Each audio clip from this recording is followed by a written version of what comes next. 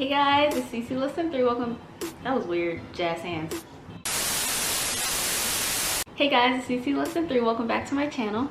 So I am very sorry that I've been MIA for like 2 weeks. I've been trying to like finalize everything for my trip to Korea and time just escaped me and I'm sorry. But I'm here now. So just a quick update. I'm actually in Korea. I'm at my friend's apartment. And I'm gonna be here for a while making some videos, meeting up with friends, and just getting back into the routine of things before I actually start training for my flight attendant job, because that still hasn't happened yet. I did know that it would be like fall 2019, so probably in the next month to 2 months, I don't know, sometime in that point. I'm thinking like November-ish is when I'll start my training. So until then, I think I might just stay here for a bit. So this video actually wasn't planned at all until it happened to me. Just my horrible itinerary, the horrible travel experience to get here. Like I don't want to like speak ill about a whole country and a whole situation, but this video is just a bit of why I'm not too fond of China personally myself as a person. I love Hong Kong though. A few of you know what this is going to be about because you've probably seen me ranting on my Snapchat, Instagram, Facebook. I just needed somebody to talk to while I was alone in China. So I actually left the States Thursday, September 5th. I think it was the 5th. And I was set to arrive Saturday, September 7th. I'm just gonna go in order, chronological order of everything that happened. So first, I'm on the plane and I sprung for a window seat because I know when I'm in like the middle seat, I can't really sleep that well. Like I need to be able to lean on the window to actually get some sleep. I was sitting next to an adorable Chinese couple. They were older, like maybe 60s or so. The husband, I don't know where he went. He left for a while. The wife was still there though, and she took it upon herself to just lay in the 2 seats. Like she laid down. First she had her head to me and her feet out to the aisle, but the flight attendant said, hey, you can't have your feet in the aisle, like that's dangerous. So then she decided to put her feet to me. I had to use like my blanket to create like a barrier because I didn't want her bare feet on me. She's like sleeping, trying to get comfortable. First she tried to like prop her feet up on like the pouches in the seat in front of her. Her feet wouldn't stay. So then she put them in the seat next to me and they're like against my thigh. So I looked at her when she would kick me, and then she like looked at me like I had the audacity to be upset that she was kicking me. Like if anything, like I should move over to give her more leg room. So I didn't sleep. And not only that, there was a kid behind me kicking. Like he might have been training for FIFA. If you guys know, as Americans, you need a visa to be in China, but I was only gonna be there for 14 hours. I had a 14-hour layover, so I did get a hotel. I will say, if you guys have to go to China for whatever reason, make sure you get a VPN. The only way I was even able to use Facebook, Instagram, YouTube, Snapchat, all that stuff, because the Chinese government has that blocked, as they use like, I think it's called Weibo or something. My baggage, I only had 1 suitcase and like a book bag for like a personal item carry-on type of thing. They asked me if I wanted to pick up my luggage in Beijing or have it shipped all the way to Incheon, but I already had to pay the overweight fee once. So I said, you know what? Ship it straight to Incheon, because I didn't want to get to Beijing and have to pay it again. So just ship it.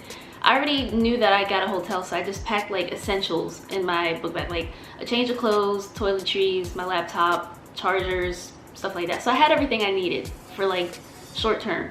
I let the officials know when we landed, yeah, I have a hotel, like I just want to leave the airport. Like I know I need to apply for a temporary visa so I can leave the airport. I tell them this and they send me through TSA.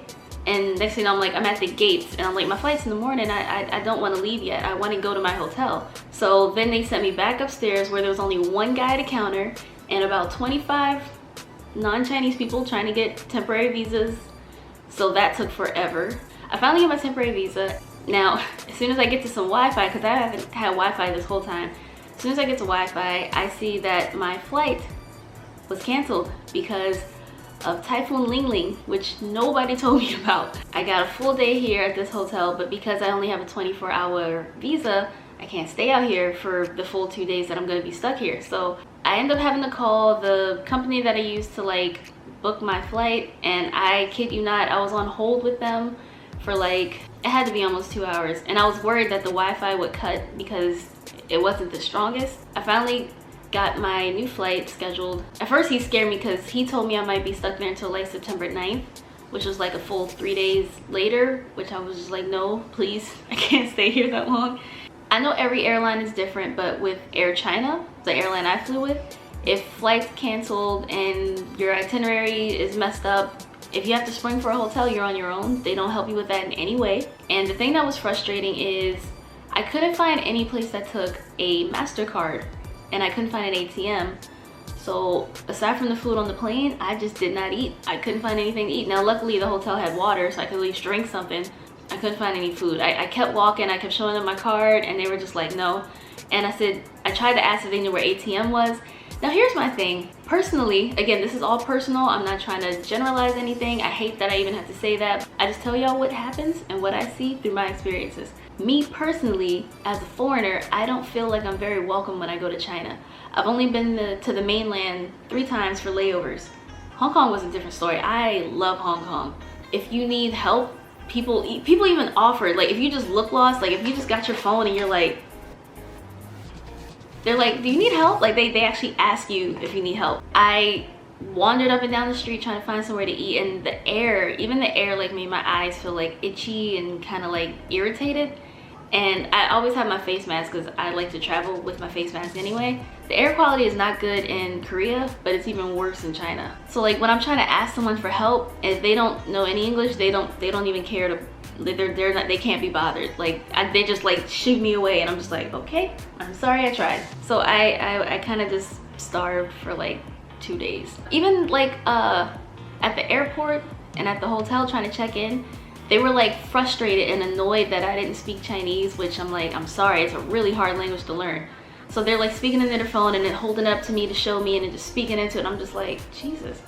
So I barely slept, I didn't eat, and on top of that, I was in like a bit of a dilemma. Like I could either check out on my normal time and then just go to the airport and wait from like noon until 7 a.m. the next day till I can leave, or I could like spring for an extra few hours so I can sleep at the hotel and then leave before my visa expires.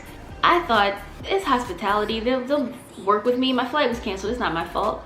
So I tried to ask if I could just check out later. The first night I was there, I booked the hotel for like $50 for the Friday night. And somehow, I still don't fully understand how this happened because she did not explain it well to me at all. Just for 8 more hours the next day, I ended up spending $80. She said it was an hourly rate, because she told me I had to check out before 10 because my visa expired, which I knew already. That's why I thought they'd be nice and just let me stay until I had to leave. But no, make my way back to the airport. And at this point I was just counting down, like I just could not wait to get out of China. No offense, sorry. I get to the airport, and the airport is Fort Knox. Like Beijing, first of all, Beijing's airport is the 2nd largest in the world, fun fact. So like even getting into like a main entrance, you gotta be checked before you can even get in there. So I get up to the Air China counter and they tell me I can't check in until 4 a.m. So I'm like, all right, that, I guess. And I wanted to ask about my luggage because at this point I had no idea where it was. You know, I boarded in DC and I was supposed to pick it up in Incheon, but the flight was canceled. So I'm like, is my luggage here? Did it somehow make its way to Incheon or whatever? I have like mad time to kill, and what I did was, while I had the Wi-Fi at the hotel, I downloaded mad stuff from Netflix. So I was watching like Queer Eye, Blue Exorcist anime. Yeah, so I had plenty of entertainment and everything. That wasn't a problem. And I found an area to sit and wait. So I sat there from like 11 p.m. to about 4 a.m. Finally got through to getting a new like scheduled flight and everything. They emailed me what gate it was gonna be, the flight number and time. So it was literally the same flight, just a day later. But then when I get to the ticket counter, the flight is somehow like a whole hour sooner. I'm at the gate, you know, I'm happy, like, oh my gosh, I'm finally about to get out of China. Then we land, I'm finally in Incheon. I'm happy seeing familiar Korean writing and not foreign Chinese writing. I was just so happy. So then I get through immigration mad quick. Honestly, I don't understand why getting through immigration in China is such a circus. Like, first of all, the thing that made me mad was everything that was in my book bag, I had already cleared TSA the first time to get on the plane. Like, I hadn't been able to leave the airport to even buy anything new. So when they made that mistake and sent me through TSA when I told them I wanted to leave, or not TSA, I guess just security, when I told them I wanted to leave because I had a hotel, the lady made me throw away this like brand new hair pudding stuff that I had. I just bought it and I already made it through security once with it, so I don't know why all of a sudden it was bad. She like took the lid off, smelled it, said it was too much, but I was like, it's not a liquid. She made me throw that away. She sniffed my eyeshadow. She tried to make me throw away my like battery bank. She was all in my laptop. Like, I'm just like, they're very thorough when they pat you down. Like it was like like I was like, oh, okay, oh my goodness. Anyway, getting through immigration and security is way easier in Korea than it is in China. Even when you're not intending to stay, that's what really got on my nerves. And when I finally got back to the airport getting through, they were like, your flight was canceled? And I was like, yes. And they're always having to make these calls. I'm just like, dude. They're staring at my passport, looking at it all weird. I'm like, come on, I just want to get out of here. I'm finally in Korea. I got my baggage tag. I go to where it's supposed to be. And oddly enough, you know, people are coming and going, and there's me and like 2 other foreigners, and our baggage just isn't here. Like even the cart stopped, and I was like, I knew this was gonna happen.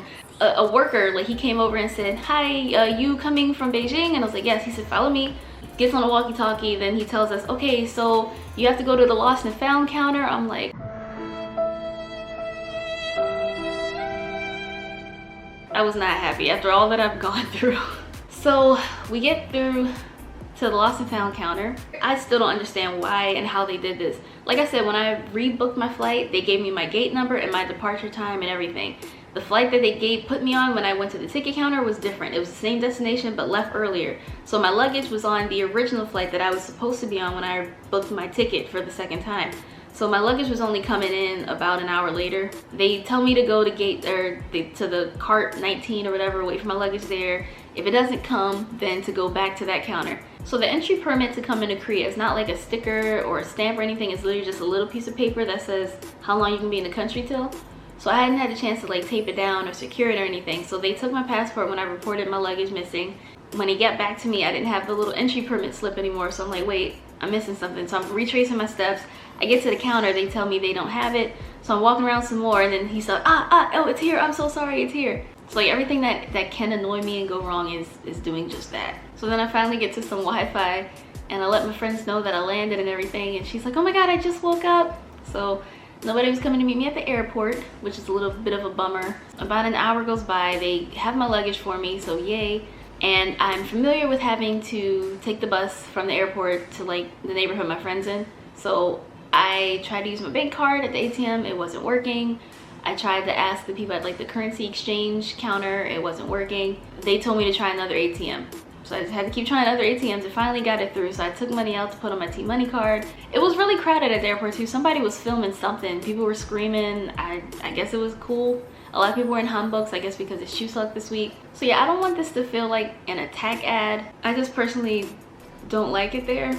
I don't feel welcome. I feel like even when in the hospitality field, like at an airport or a hotel, and I feel like when you get an attitude with foreigners who don't speak the language, maybe you should be in another line of work. I got to Korea 3 days ago now.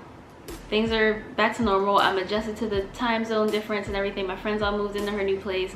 Things are finally about to be more lit. I'm gonna finally start putting more videos out there. Like, I have a lot lined up what I want to do and vlogs I want to make, and it's been raining a lot lately too.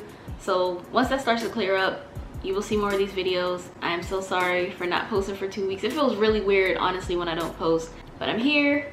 I'll be here for a while. I made it, so I'm happy now. So thanks for watching. If you did, remember to like, comment, share, and subscribe, and I will see you guys next time. Annyeong.